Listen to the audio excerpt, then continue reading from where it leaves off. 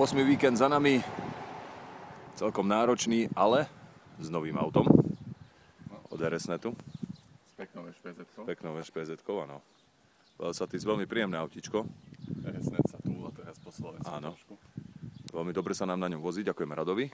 A no 8. víkend za nami, to znamená, piatok sme mali Rybník pri Leviciach, Miami klub, Zlaté Moravce amfiteáter, sobotu Modrá VIP live koncert, Metroklub Šala.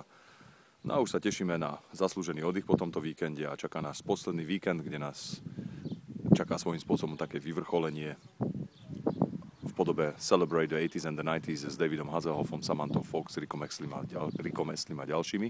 Na to sa veľmi tešíme. Potom ešte Jantár klub, Prievidza a VIP live koncert v Nových Zámkoch. A tým pádom máme 33 koncertov za 62 alebo 63 dní za sebou.